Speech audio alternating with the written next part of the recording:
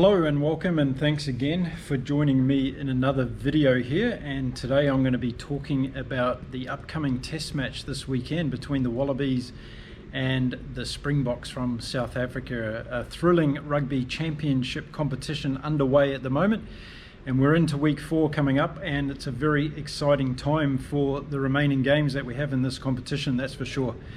And this weekend we move to Sydney in Australia, where the Wallabies on Saturday evening will be playing the Springboks. And it's been an interesting week build-up to this particular match. First of all, Australian rugby is returning to Allianz Stadium in Sydney, which has been reinvigorated to new capacity levels, and it's a sellout crowd already for Saturday night, so that's going to be a fantastic thing to have in Sydney, Australia's biggest city, and also most sporting cities. Some would argue that Melbourne is that, but in Sydney there's a lot of people that follow rugby union, so it's going to be a really interesting game. Now, looking at both sides, the Australian Wallabies have gone in with the same side that won their last match last weekend in Adelaide over the Springboks, and not surprising, Dave Rennie has stuck with the same players that kept his job for him, I would say, last weekend against the Springboks. And just like we saw with the All Blacks, they decided to stay with their same team as well. So Rennie is rewarding those players that did the job for him last weekend, and they're going to be playing again this weekend against the Springboks. A different thing for the Springboks though, they've made 9 changes in the team. And I'm going to flash up on the screen now the 2 teams that will be taking the field for this weekend. So a number of changes both in the forwards and in the backs for the Springboks. Willemse comes in from fullback to the first 5 position. That's an interesting move because he plays most of his game at fullback or in the centres, and bringing him to first 5 is going to give the South African backline a different dynamic. So it's going to be interesting to see how Willemse fits into that particular role. So plenty of other changes as well. As I said, Cannon Moody comes in on the right wing for the Springboks, and he's a young rookie guy that's going to get his chance to play for the Springboks this weekend. The rest of the changes are in the forwards. Faf de Klerk also in the halfback has been taken out for this weekend's game.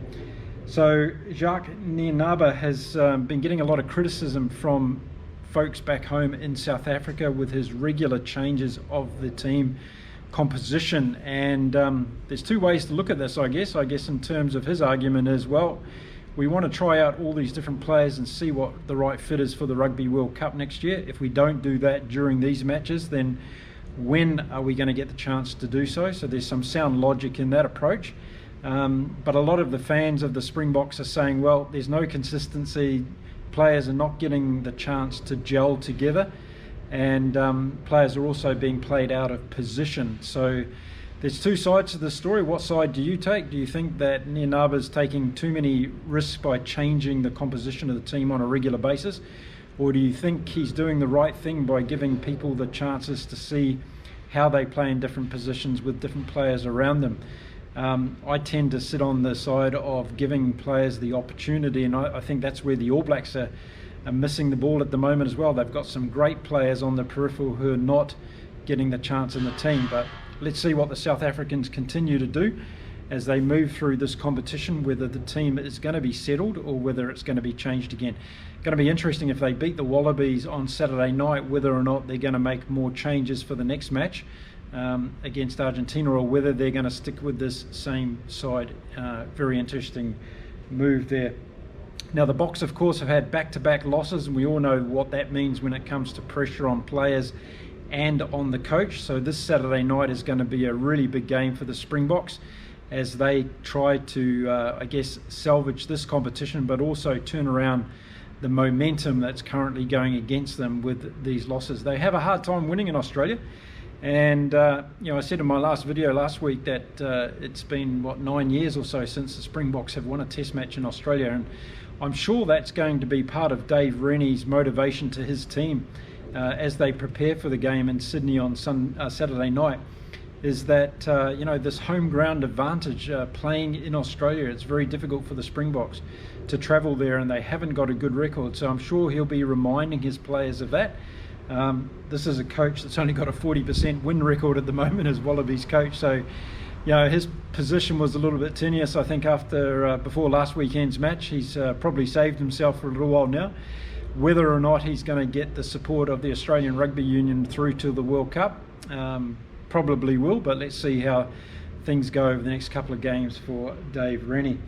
For the Australians, Jake Gordon comes into the halfback position on the bench, so he's going to be on the bench this week.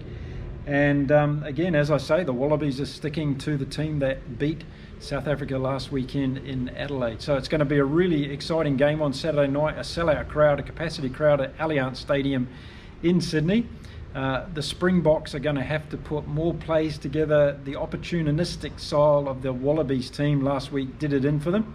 And I think if they get on the right side of that this weekend, I think the Springboks are a good thing to get a win here. But I think it's going to be a close game this time, and only a couple of points in it either way. I'm going to put my head out and say the Springboks are going to take this one. They're going to overturn their record in Australia by getting a win against the Wallabies. I think there's a lot of pride in that Springbok jersey, and the guys having 2 losses in a row are going to bounce back this weekend, and they're going to be very, very hungry for it. If not, then it's going to throw this whole competition wide open still, isn't it, for the remaining games in the series.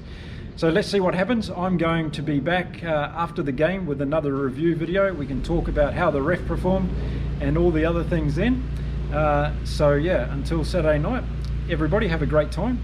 Please subscribe to the channel if you like this content I'm producing. Going to be lots more about world sport. I'm just about to go off and do some on the US Open tennis that's taking place in New York at the moment. So if you like tennis, be sure to tune into that. So I'll see you again soon. Thanks for watching. Bye for now.